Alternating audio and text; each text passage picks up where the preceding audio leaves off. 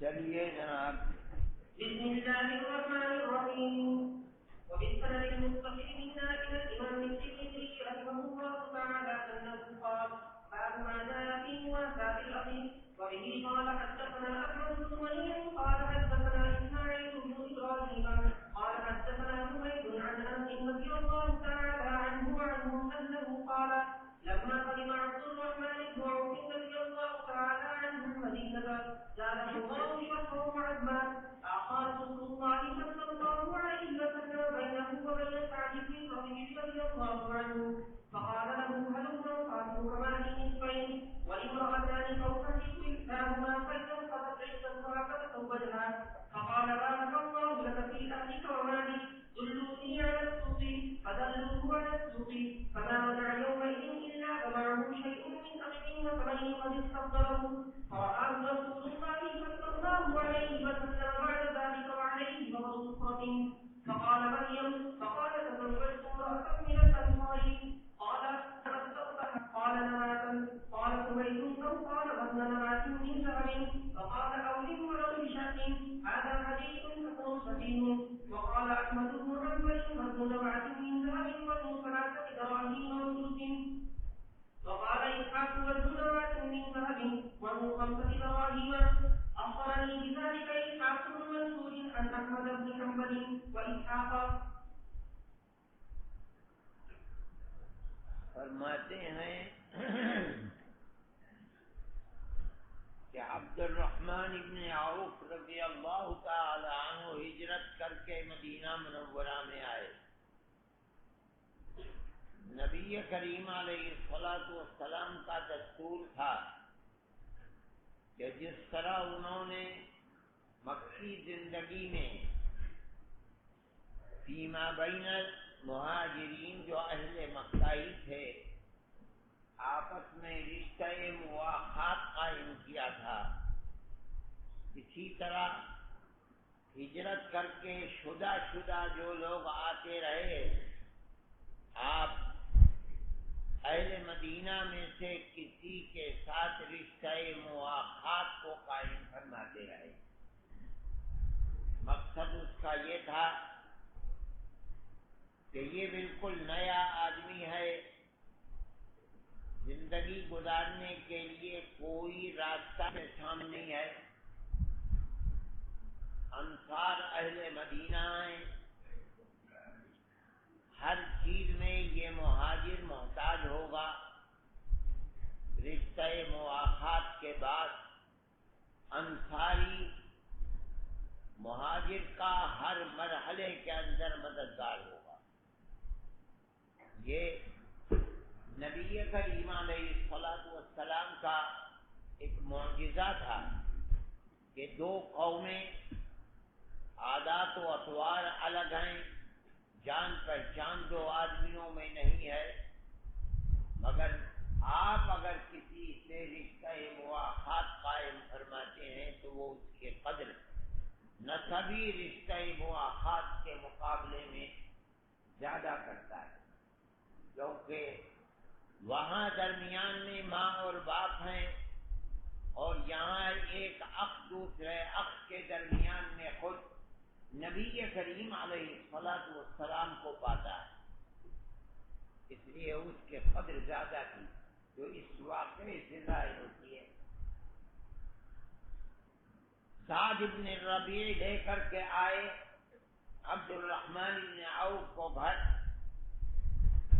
اور کچھ پتہ نہیں کہ اس انسان کی عادات و اطوار کیا ہیں، اس کا خاندان کیسا ہے. بیٹھ کر فوراً کہتے ہیں: ہلم اقاسمک مالی نصفین. جس طرح ایک نسبی بھائی مال کے اندر آدھے آدھے کا شریک ہے باپ کے متروکہ مال میں اس کو اپنے مال میں آدھے آدھے کا شریک کرتا ہوں، ابھی 2 حصوں میں تقسیم کر لو اپنی زمین اور باغات. میری 2 بیویاں ہیں، میں ایک کو طلاق دیتا ہوں، فَإِذَا انْقَضَتْ عِدَّتُهَا فَتَزَوَّجْهَا. یہ ایسا کمال ہے نبی کریم علیہ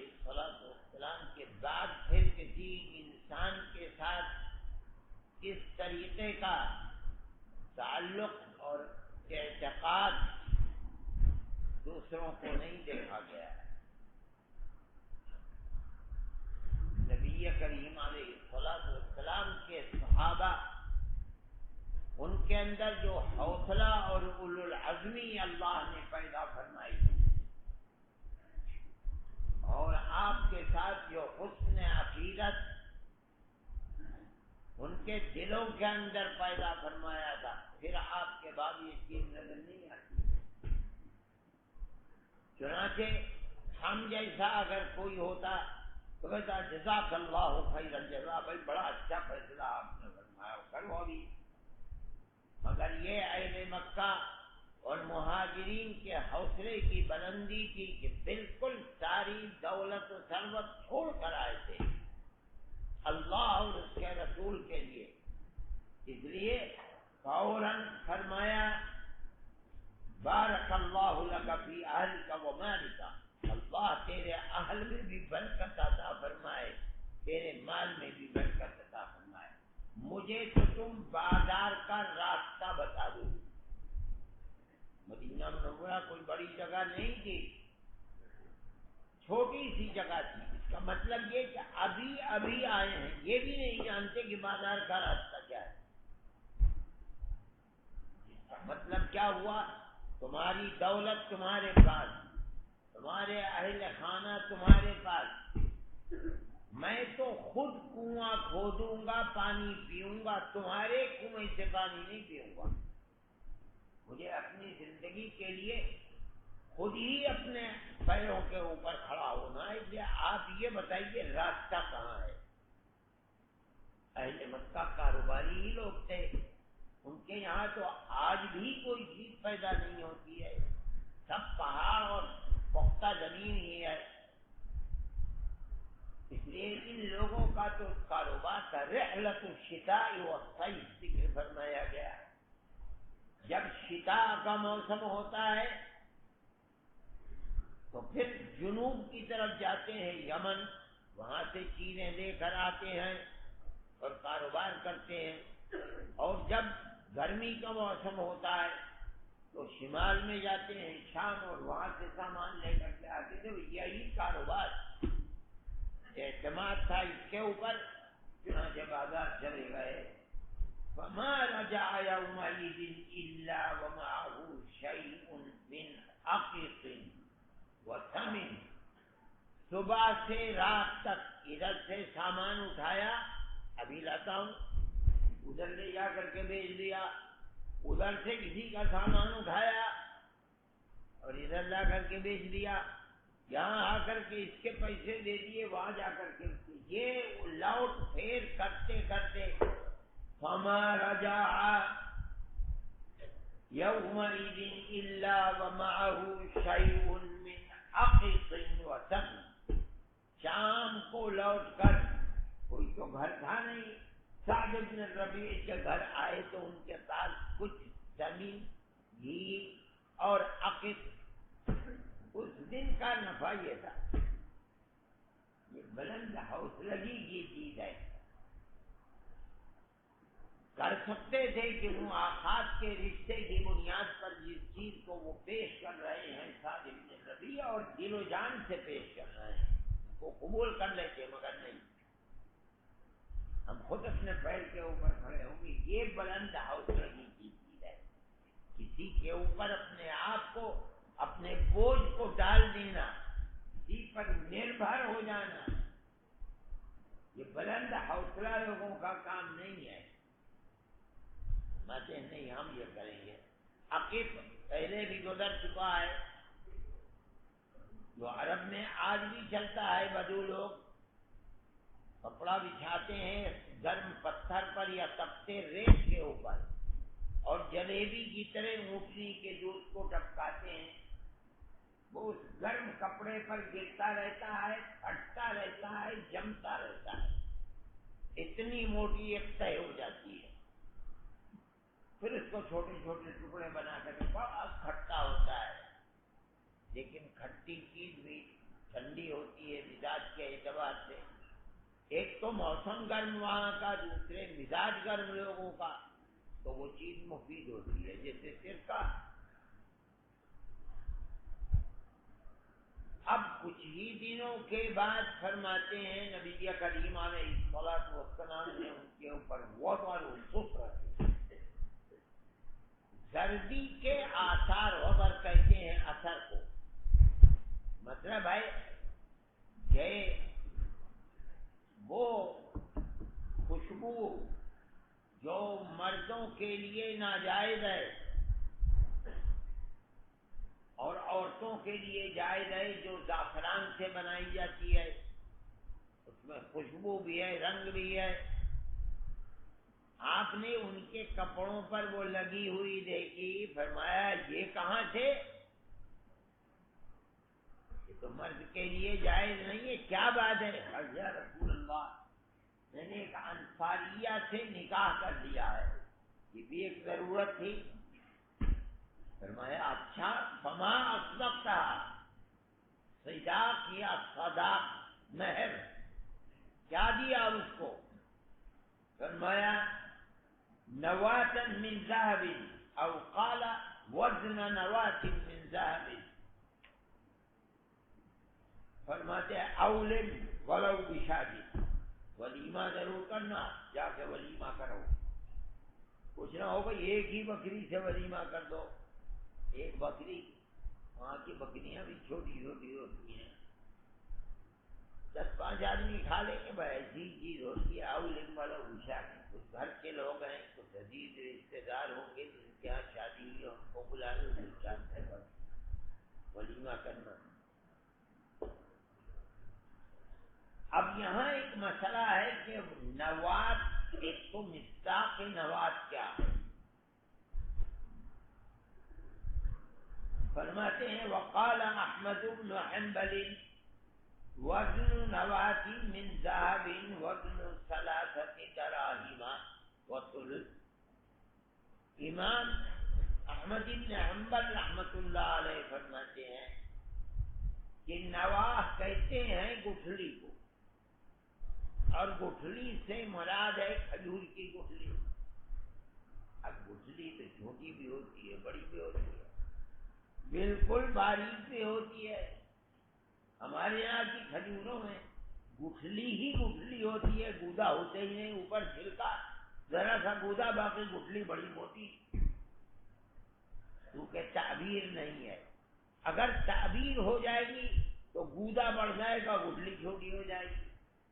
پھر کھجور جیسی ویسی اس کی گٹھلی، بعض کھجوریں بڑی چھوٹی چھوٹی ہوتی ہیں، بعض کھجوریں اتنی لمبی لمبی ہوتی ہیں، ان کی گٹھلیاں بھی لمبی ہوتی ہیں۔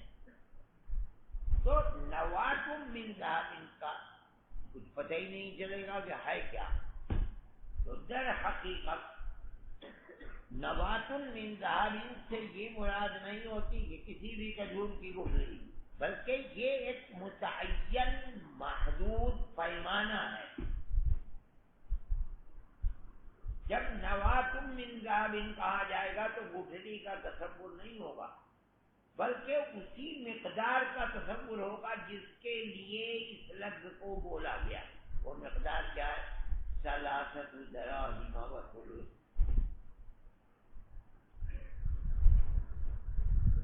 یہ ہے اصل مقدار جو نواة کا مصداق ہے۔ اب دوسرا قول وقال اسحاق وزن نواة من ذهب وزن 5 دراهم، ان کے یہاں تو 3.25 درہم تھا، احمد بن حنبل سے جو روایت منقول ہے،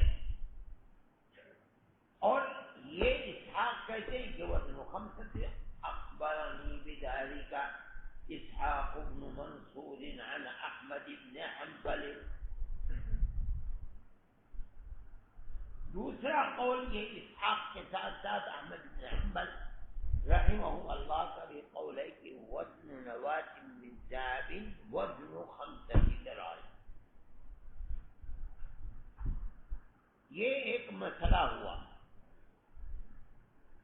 عبد الرحمن بن عوف نے رضی اللہ تعالی عنہ نے ان کی پیشکش کو قبول نہیں فرمایا،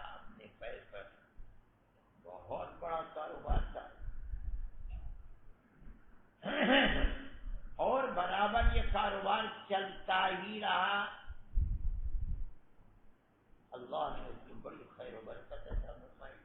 آئے تھے فقیر تھے، پھر اس کے بعد اپنے پیسے کھڑے ہو گئے. امام رحمت اللہ علیہ فرماتے ہیں مسئلہ اصل میں آئے گا ابواب نکاح کے اندر مہر کا مسئلہ. یہاں پتہ چل رہا ہے کہ نبی کریم علیہ السلام نے پوچھا فما افضلتھا، تم نے صداق کیا دیا؟ فرماتے ہیں وزن افضلتھا وزن نواۃ او نواۃ من ذهب. دونوں قول لے لیے، دونوں قول میں 5 درہم سے زیادہ نہیں، جس سے پتہ چلتا ہے اس روایت سے کہ عبد الرحمن بن عوف رضی اللہ تعالی عنہ نے جو مہر متعین فرمایا اور دیا وہ 5 درہم سے زیادہ نہیں تھا. اور پھر نبی کریم علیہ السلام کے سامنے اس کو پیش فرما دیا. اگر یہ مہر درست نہ ہوتا نبی کریم علیہ السلام نے کی فرما دیتی کہ نہیں، تم اس مہر کو 10 درہم کرو. امام ابو حنیفہ رحمۃ اللہ علیہ کے نزدیک مہر کی مقدار 10 درہم ہونا ہے. اس سے کم اگر ہوگی تو وہ درست نہیں ہے، ادائیگی 10 کی کرنی پڑے گی. ایسے ہی جیسے کہ بغیر مہر کے نکاح ہو گیا اور مہر کوئی متعین نہیں ہوا، تو جو کم سے کم مہر ہے وہ لازم ہو جائے گی. کیوں؟ قرآن نے فرمایا ان تبتغوا باموالکم، اس کا مطلب ہے کہ بغیر المال نہیں ہوگا، دینا ہی پڑے گا، چاہے ذکر کیا چاہے ذکر کیا. دوسری بات یہ ہے کہ ما یطلق علیہ المال وہ ہونا چاہیے 1 ذرے کے برابر، گیہوں کے 1 دانے کے برابر. لا یطلق المال تو بڑی بہتر چیز ہے، بڑی کم چیز ہے. اس لیے امام فرماتے ہیں کہ نہیں، امام شافعی رحمۃ اللہ علیہ فرماتے ہیں کہ کم سے کم چیز جو متعین کر دی ہے وہ کافی ہے. امام یہ فرماتے ہیں جب قرآن نے کہا ہے کہ ما یطلق علیہ الناس ان تبتغوا باموالکم محسنین غیر مسافرین، اس لیے منافع برع انسان کو حاصل ہوں گے تو اس کے مقابلے کے اندر ما یطلق علیہ کلمۃ مال وہ ضروری ہوگا، اور وہ کم سے کم 10 دراہم ہونی چاہیے، اس سے کم. حضرت علی کرم اللہ وجہہ بھی یہ فرماتے ہیں کہ 10 درہم ہونا. ابراہیم نخعی بھی یہی فرماتے ہیں، امام سے پہلے کے لوگ ہیں. رہ گئی یہ روایت، تو اس سلسلے میں صاحب بذر المجہود نے جو بحث کی ہے حضرت مولانا خلیل احمد صاحب رحمۃ اللہ علیہ، تو یہ فرماتے ہیں کہ یہ چیز محل تعامل ہے کہ یہ فرما رہے ہیں ماں اب تم نے صداق دیا کیا؟ کہتے ہیں کہ وزن نواۃ، یہ نہیں کہا جا سکتا کہ وزن نواۃ من ذهب ہوا کل المہر او بعضہ، یہ نہیں پتا چلا. یہ پتا چلا کہ معجل یہ دیا ہے. لیکن آپ پوچھتے کیا مہر دیا؟ جواب میں دیتے ہیں کہ وزن نواۃ من ذهب. رہ گئی یہ بات کہ ہوا کل المہر او ما عجلتہ من المہر، یہ ہے یا کل مہر ہے. مہر معجل ہے یہ، اور ابھی کل مہر کا کچھ حصہ باقی ہے کہ نہیں اس کے اندر ہے. اس لیے یہ شبہ اپنی جگہ پر موجود ہے روایت کے اندر کہ یہ کل مہر نہ ہو، بلکہ جو انس پیدا کرنے کے لیے جب مرد جا رہا ہے عورت کے پاس تو انس پیدا کرنے کے لیے یہ رواج ہے کہ مرد عورت کو کچھ دیتا ہے، انگوٹھی پہناتا ہے سونے کی، گھڑی دیتا ہے اپنی حیثیت کے مطابق، کوئی نہ کوئی چیز جا کر کے تحفہ دیتا ہے۔ انہوں نے یہ دیا ہے تحفہ، رہ گئی یہ بات کہ یہ کل مہر ہے یا بعض مہر ہے، یہاں اس سے کوئی نہیں۔ اور اگر مان لیا جائے کہ یہ بعض مہر نہیں بلکہ یہ کل مہر ہے، تو نکاح کے دو وقت ہیں۔ ایک وہ ہے کہ جب زمانہ جاہلیت کی رسم کی بنیاد پر نکاح بدون المہر درست ہوتا ہے، اس وقت تک مہر متعین طریقے کے اوپر کوئی مقدار نہیں، تو جو چاہے دے دیا۔ اس کے بعد ایک وقت آیا جب کہ متعین کیا گیا اور قرآن کی آیت نازل ہو گئی۔ اب مہر کیا ہوگا وہ ایسا کہتے ہیں پہلی کرنا ہو جو کرنا، باقی بحث اسی وقت آ جائے۔ چلیے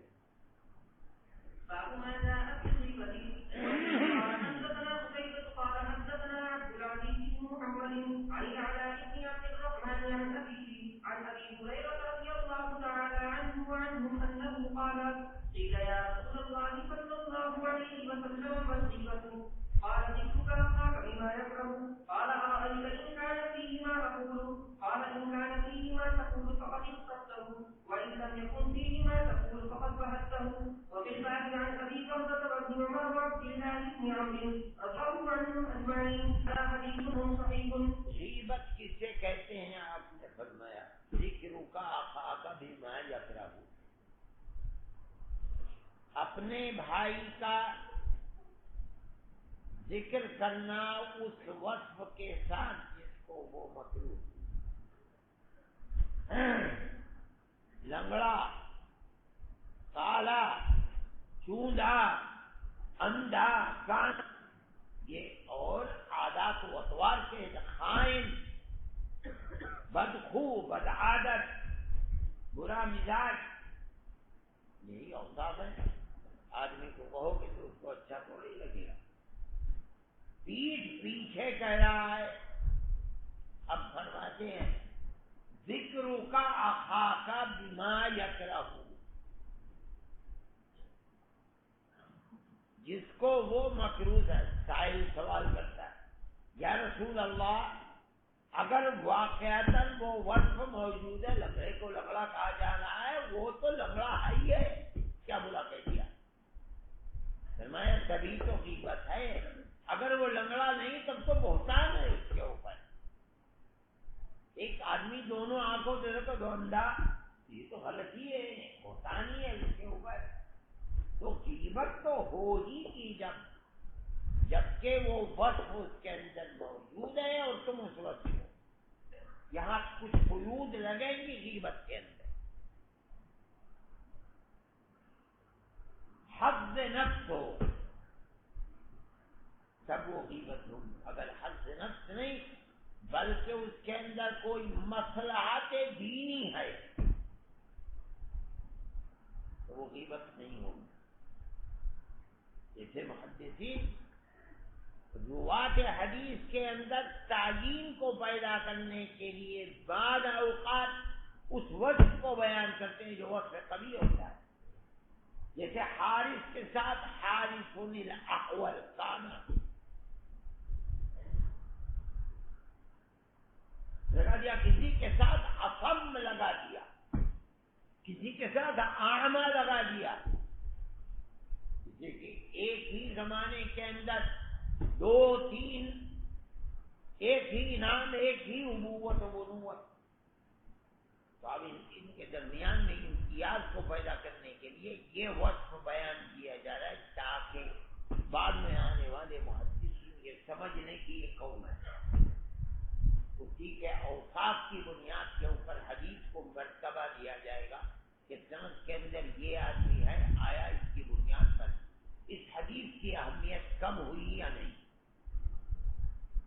یہاں یہاں حد نفس تو ہے نہیں کوئی، بلکہ ایک مصلحت دینی ہے، اس لیے غیبت نہیں ہوگی۔ یہاں ایک دوسری چیز بھی ہے، اگر کسی کے ایسے وصف کو بیان کیا جاتا ہے جس وصف کو وہ اپنے لیے اگرچہ قبیح ہے لیکن وہ قبیح سمجھتا ہی نہیں، شراب پیتا ہے، خم ٹھوک کر کہتا ہے کہ میں تو پیتا ہوں، اور روز لوگ دیکھتے ہیں پڑا ہوا نالی کا پانی پیتا رہتا ہے، کہ اس وقت سے قبیح کو جسے وہ لوگوں کے سامنے بھی قبیح نہیں سمجھتا، اگر پیچھے کہہ دیا جائے گا تو کوئی حرج نہیں ہوتے، اس کو وقت قبیح کو قبیح سمجھتے ہیں، نہ اس کے لیے تکلیف کا باعث ہے، وہ تو اس کو اپنے لیے وقف مردانگی سمجھتا ہے۔ یہ کچھ چیزیں ہیں جو دائیں بائیں سے اس کے اندر مستثنیات ہوگی، ورنہ عام حالات کے اندر ذکروں کا بے وصف یکرہ اخوہ کا یہ بدشمار کیا جائے گا اور بہت خراب چیز ہے۔ نبی کریم علیہ الصلوۃ والسلام نے فرمایا ہے کہ غیبت اقبح من الزنا ہے، ایک خاص وصف کے اعتبار سے۔ صحابہ نے عرض کیا یہ کیسے؟ فرمایا وصف مغفرت کے اعتبار سے، آدمی اگر بدکاری کرتا ہے تو یہ حقوق اللہ کے اندر ہوتا ہے، اور کبیرہ اگر قبیل حقوق اللہ ہے تو مغفرت کا ذریعہ توبہ ہے، درمیان میں کوئی دوسرا حل نہیں ہے، توبہ کرے سچے دل سے اللہ معاف کر دے گا۔ لیکن غیبت قبیل حقوق العباد ہے، جب تک جس کی غیبت ہوئی ہے وہی معاف نہیں کر دے گا، چاہے کتنی ہی توبہ کرے معاف نہیں ہوگی۔ اس حیثیت سے غیبت اقبح من الزنا، اکبر من الزنا۔ ہاں اس کے اندر بھی محدثین اور فقہاء فرماتے ہیں کہ یہ جو غیبت ہے القبیل حقوق العباد، اس کے دو مرحلے ہیں۔ ایک مرحلہ تو وہ ہے کہ غیبت کرنے والے نے غیبت کی اور وہ اس کا عمل وہاں تک پہنچ گیا، یعنی موجب تکلیف بن گیا۔ اب یہ مسئلہ ایسا ہے کہ وہاں تک پہنچا اور اس کے لیے اس اذیت متعین ہو گئی، متحقق ہو گئی، اب گویا کہ اس معصیت کی تکمیل ہو گئی۔ اور ایک یہ ہے کہ تم نے کسی سے کہا، اس انسان نے اس وقت کو وہاں تک پہنچایا نہیں، اسے کچھ پتا نہیں،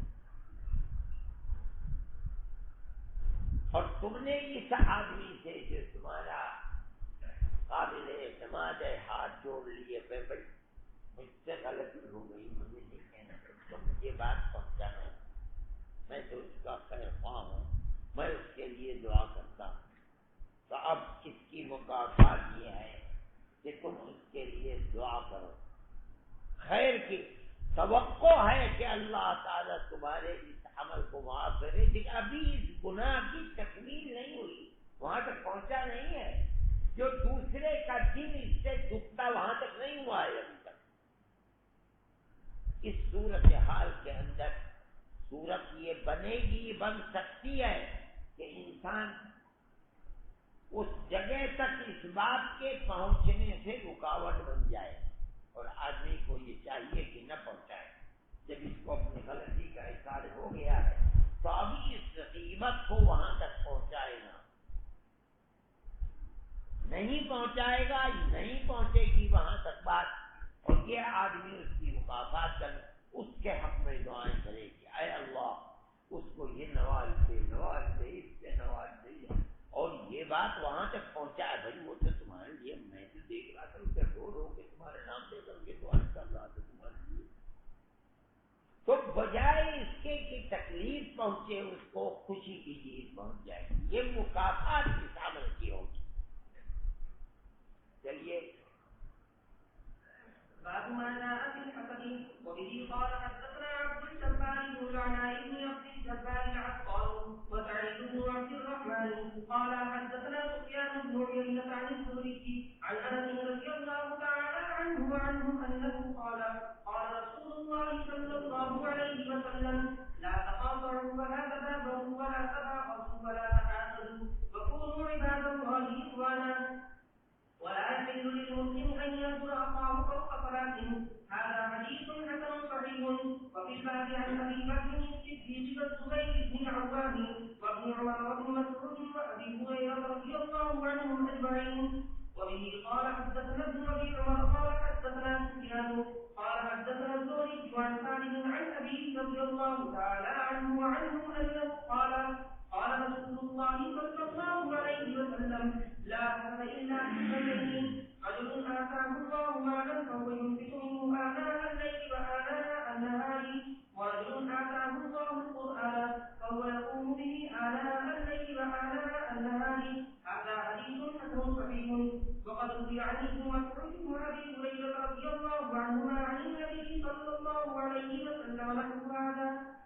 باب ما جاء في الحسد، حسد اتنی بری چیز ہے کہ قرآن کے اندر اللہ نے بندوں سے کہا حسد ومن شر حاسد اذا حسد، اللہ کی پناہ چاہو۔ حسد کا مفہوم ہے کہ دوسرا جس نعمت سے نوازا گیا ہے وہ اس نعمت سے محروم ہے، عزت ہے، دولت ہے، وہ محروم ہو جائے، مجھے ملے نہ ملے اس سے کوئی سروکار نہیں، وہ برباد ہو جائے، مجھے خوشی ہوگی، اس کو حسد کہا جاتا ہے۔ یہ بڑا خراب وصف ہے۔ اس کے مقابلے میں ایک دوسری چیز ہے کہ جو نعمت اس کو ملی ہے مجھے بھی میسر آ جائے، وہ محروم نہ ہو، اس کو غبطہ کہا جاتا ہے۔ یہ وصف محمود ہے، اے اللہ یہ عالم ہے مجھے بے علم عطا فرما دے۔ یہ نہیں ہے کہ مجھے ملے نہ ملے یہ محروم ہو جائے۔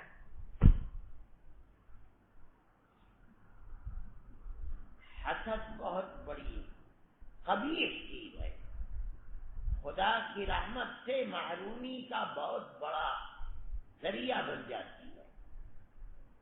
کہتے ہیں کہ سب سے پہلا حسد اس دنیا کے اندر شیطان نے کیا ہے آدم کے مقابلے،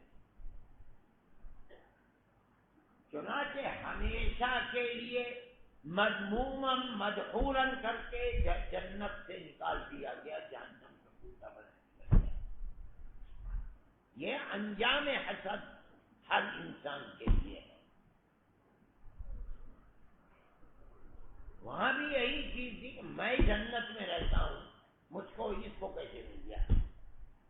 اب وہ جنت میں رہنے لگا، کس کو تیری بدکاری کی وجہ سے، حسد کی وجہ سے، تو اچھا میں اس کے پاس بھی رہنے نہیں دوں گا۔ لَآتِيَنَّهُم مِّن بَيْنِ أَيْدِيهِمْ وَمِن خَلْفِهِمْ وَعَنْ أَيْمَانِهِمْ وَعَنْ شَمَائِلِهِمْ وَلَا تَجِدُ أَكْثَرَهُمْ شَاكِرِينَ۔ یہ کیسے جنت میں آتا ہے؟ یہی سبب بن گیا اس بدبخت کے مرکز شر ہونے کا، إِلَى الْأَبَدِ الْآبَادِ۔ اب جو کوئی دنیا میں حسد کرے گا اس کا انجام یہی ہوگا۔ لیکن یہاں اس بات کا بھی لحاظ ہے، حسد تو انسان کے قلب کا ایک وقت ہے۔ آدمی کے دل میں حسد ہے، جہاں کسی کو دیکھا، ایک آدمی نہیں، ایک آدمی کو دیکھتا ہے دولت و ثروت ہے، اس سے حسد، دوسرے کو دیکھتا ہے عزت و آبرو میں، اس سے حسد، تیسرے کو دیکھتا ہے کامیاب اور بڑی اولاد ہے، اس سے یہ وصف قلب، جہاں کسی کو خیر خیر میں دیکھتا ہے، بس یہ لگتا ہے بس کسی طرح محروم ہو جاؤ گے، کسی کو اچھے حالت میں دیکھ نہیں۔ یہ قلب کا ایک رجحان ہے آدمی کے، اور قلب کی کیفیات پر انسان کا بس نہیں ہے۔ نبی کریم علیہ الصلوۃ والسلام یہ ازواج مطہرات ہیں، اور آپ کو حکم ہے کہ ان کے درمیان میں مساوات کریں آپ۔ اب آپ مساوات کرنا چاہیے، لیکن جو ظاہری چیزیں ہیں ٹھیک ہے، یہاں جب آپ شباشی کریں گے تو جیسے دوسرے کے یہاں ویسے اس کے یہاں، جیسے اس کے یہاں ویسے اس کا مساوات ہے۔ جو اخراجات دیں گے مساوات ہے، لیکن آپ یہ فرماتے ہیں اللہم لا تؤاخذنی فیما لا املک، اے اللہ میرے قلب کا رجحان کسی ایک کی طرف زیادہ ہے۔ عائشہ صدیقہ رضی اللہ تعالیٰ عنہ بلائے، اے اللہ اس میں مجھ سے مواخذہ نہ فرمائی، کیوں کہ یہ میرے بس سے باہر ہے۔ تو جب قلب کا رجحان کسی چیز کی طرف دائرہ اختیار سے باہر ہے آتی تو حسد پر مواخذہ کیوں؟ یہ بھی وہی کیفیت ہے۔ اس کا تدارک کیسے کیا جا سکتا ہے؟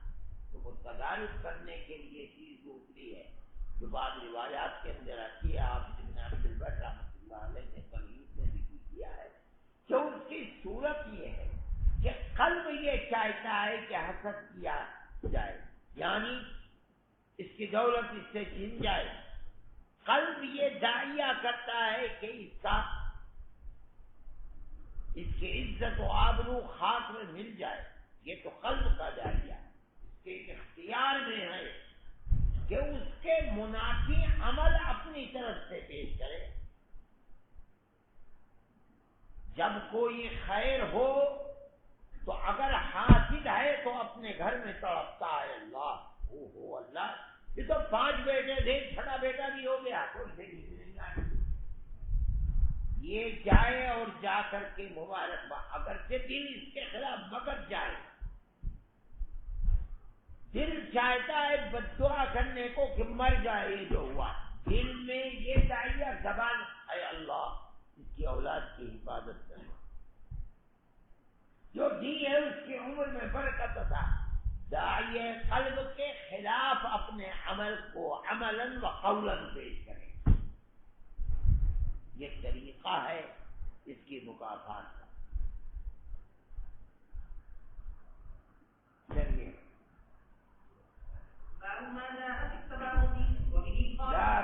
لا تقاطعوا، تقاطع مت کرو، تعلقات کا قطع کرنا۔ ولا تدابروا، سامنے آئے تو پیٹ پیٹ کے مت کرو۔ ولا تباغضوا ولا تحاسدوا وكونوا عباد الله اخوانا، اخوت کو سامنے رکھو۔ ایک بھائی بھائی کے ساتھ تدابر کرتا ہے، تقاطع کرتا ہے، بھلا بھائی بھی بھائی کے ساتھ تباغض، یہ اوصاف حمیدہ ہیں۔ آج تو بھائی بھائی کو قتل کر دیتا ہے۔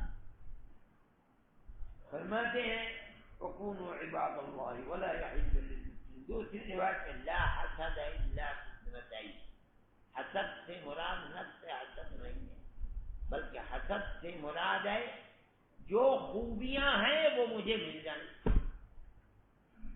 یہ نہیں کہ اس سے چھن جائیں، جس کو غبطہ سے تعبیر کیا گیا۔ اگر کوئی چیز قابل غبطہ ہے تو یہ ہے کہ اللہ نے مال دیا، وہ رات اور دن اس کو ارضاء للہ تبارک و تعالی خرچ کرتا ہے، یہ نہیں کہ خرچ کرتا ہے اپنے آپ کو سخی ثابت کرنے کے لیے، وہ چیز نہیں ہے، وہ تو قابل غبطہ چیز نہیں، ارضاء للہ تبارک۔ علم دیا ہے، اس علم سے وہ راتوں کو اٹھتا ہے، قرآن پڑھتا ہے، عبادت کرتا ہے، یہ سب دکھلانے کے لیے نہیں بلکہ ارضاء للہ تبارک و تعالی۔ یہ وہ اوصاف ہیں جن کے اندر غبطہ اے اللہ آدمی مانگتا ہے تو اس جیسے اوصاف کو مانگے دیکھ کر کے، ورنہ تو کیا ہے، کوئی چیز کوئی آدمی کیا کام کر رہا ہے، تم اپنے کام کو حاصل کرنے کے لیے اپنا کام کرو، مگر یہ کام تحقیق نہیں، اور اس جیسے کام ایسے ہیں، اگر کسی کو دیکھ لو تو اس کی قدر کرو اور اللہ سے بھی اے اللہ تو نے اس پر نظر عنایت فرما، مجھے بھی اوقات پر سے متصل کرا۔ جی باب ما جاء في التراضي وبه قال حدثنا مناد حدثنا ابو معاويه عن الاعمش عن ابي سفيان عن نافع رضي الله تعالى عنه وعنهم انه قال رسول الله صلى الله عليه وسلم ان الشيطان قد ايس ان يعبده المصلون ولكن في التحريش بينهم.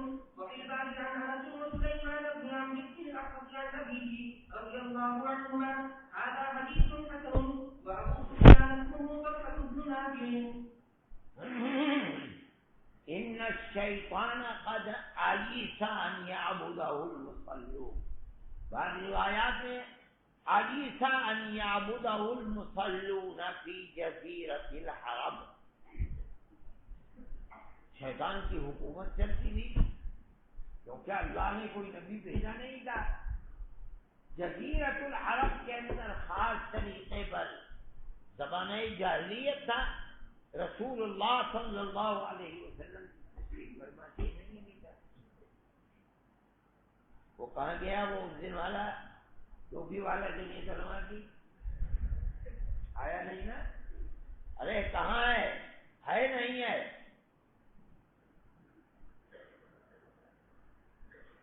نہیں آیا ہے، میں تو سمجھتا تھا کہ اب آئے گا نہیں وہ۔ قد عیسان، یا کیا مطلب ہے کہ سکہ اسی کا چلتا تھا۔ اب نبی کریم علیہ السلام تشریف لائے،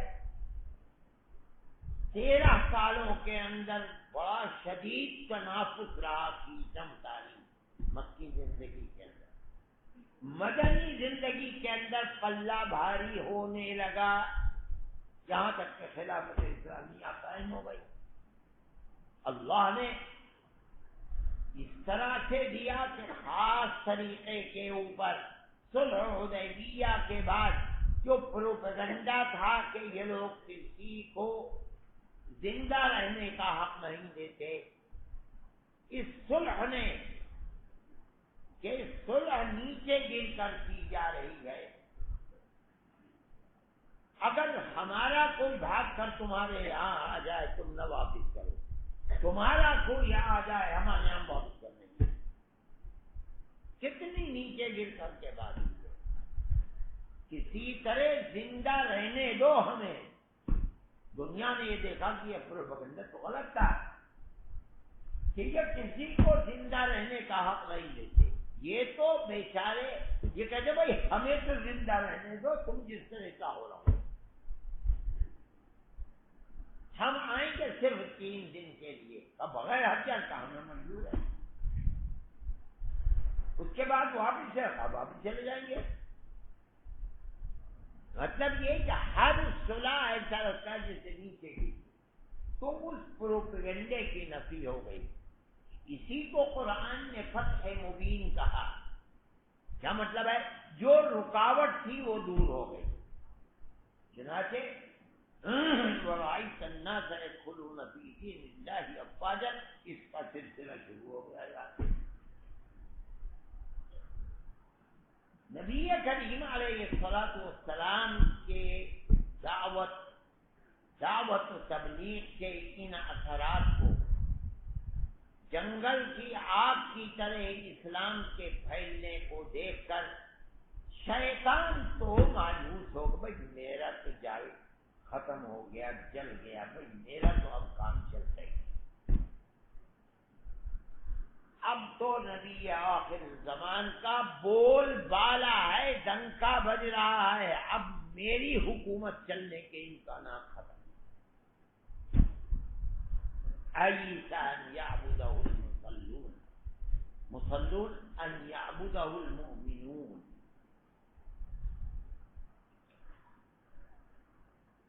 مطلب ہے ایک مطلب، اور حالانکہ خلاف تو کیا ہو رہا ہے، ساری دنیا سے پوچھ رہی ہے یہ یعنی ہمارے غیر سوال آپ کے بچے پیچھے چل رہے فرماتے ہیں کہ اس سے بحث ہے کل کیا ہوگا۔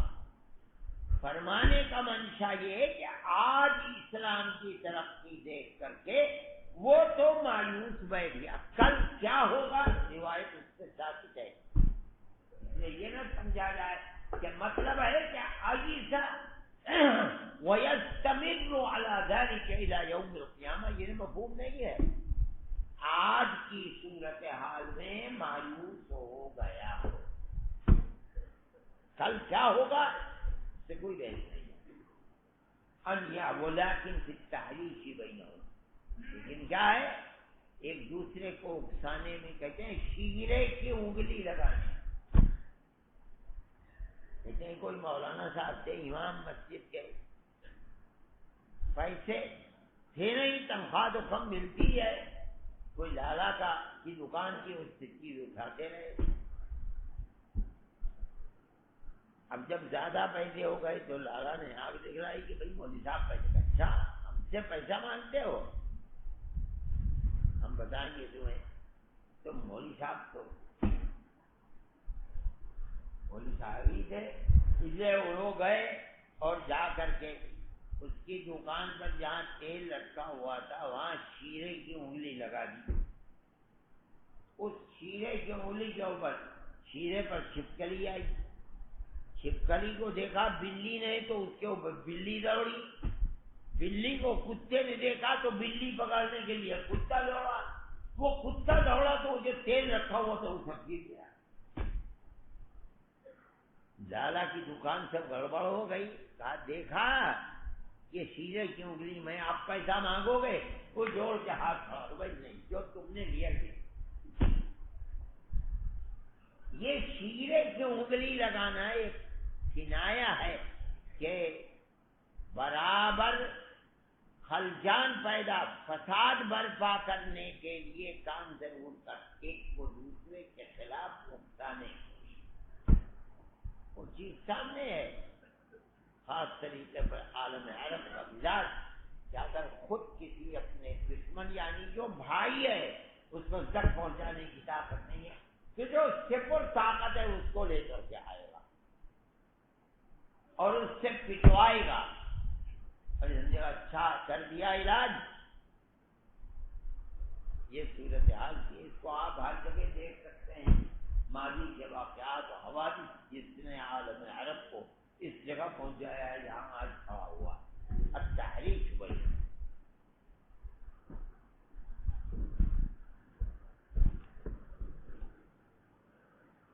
کہتے ہیں کھجور کی تعبیر کس طرح ہوتی ہے؟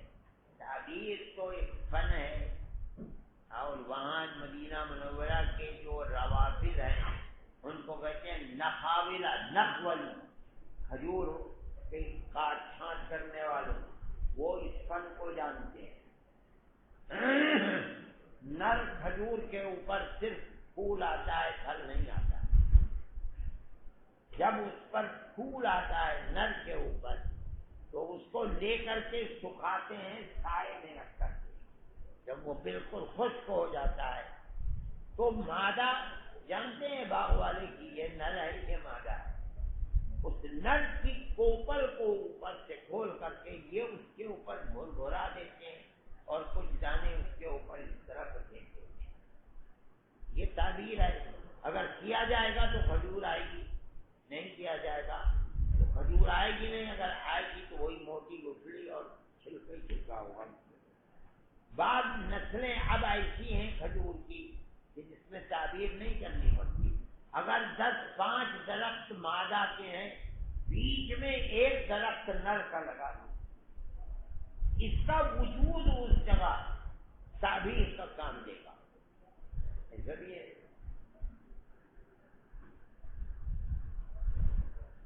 اگر غیر مسلم کا عیب بیان کیا جائے تو یہ غیبت ہوگی، یقیناً غیبت تو ہے، غیبت تو آپ کسی کی بھی بیان کریں چاہے اس کا مذہب کچھ بھی ہو۔ یہ الگ بات ہے کہ اگر وہ وصف عام ہے اور وہ کھلا ہوا ہے اس کو وہ سمجھتے ہی نہیں تو وہ مسلمان کے لیے بھی ایسے ہی ہے، غیر مسلم غیبت تو کسی کے پیچھے اس کے عیب کو بیان کرنا ہے، یہ وقت تو کبھی ہے، اس وقت کو نہیں کرنا ہے۔ اس کے اندر یہ بھی عیب ہے قطع نظر کے کہ کس کی غیبت اپنا مزاج اور عادت خراب ہوتی ہے، تو آج اگر کیا ہے تو کل بھی یہی کرے گا۔ کافر، فاسق اور منافق غیبت کسی کی نہیں کرنی چاہیے، اس لیے کہ مراتب ہیں ہر جگہ۔ آپ کسی مومن کے لیے سبب اذیت بنے، بہت برا گناہ ہے۔ آپ کسی کے لیے بھی سبب اذیت بنے، یہ بھی آپ سبب اذیت اگر کتے بلی کے لیے، وہ بھی گناہ ہے۔ اگر بلی کو باندھ کر بڑھیا نے رکھ لیا، نہ کھانا دیا نہ اسے چھوڑا کہ وہ خود تھا، وہ جہنم میں جانے کا سبب بن گیا، تو کسی انسان کے لیے سبب اذیت کیسے نہیں تکلیف کا سبب بنے گا؟ اس پہنچانے والے کو کل تکلیف ہوتی ہے۔ ثابت فاسق منافق ہر ایک کو برائی سے اجتناب کرنا چاہیے۔ جبرن اگر جبرن بدکاری کرتا ہے تو وہ جو جابر ہے اس کے اوپر گناہ ہوگا، اور یہ عورت جو مجبور ہے مکرہ ہے، ظاہر ہے کہ مکرہ ہونے کی بنیاد کے اوپر وہ گناہ گار نہیں ہوگی۔ فی کل موضع حتی بعد النباء، بعد النباء تو ہے، یہ تو حدیث کے اندر ہے کہ جب مؤذن کہے لا الہ الا اللہ صلو علی النبی صلی اللہ علیہ وسلم، تو مشکات میں روایت گزری ہے، وہاں کرنا چاہیے۔ الا یہ کہ اگر جگہ ایسی ہے، گندی جگہ ہے، ناپاک جگہ ہے، تو وہاں صلاۃ سے اعتراض کرنا چاہیے۔ والدین کے غیبت کرنے میں یہ کیسے ہو جائے گا؟ والدین کی غیبت کرنے میں کوئی گناہ نہیں، یہ کیسے ہو جائے گا؟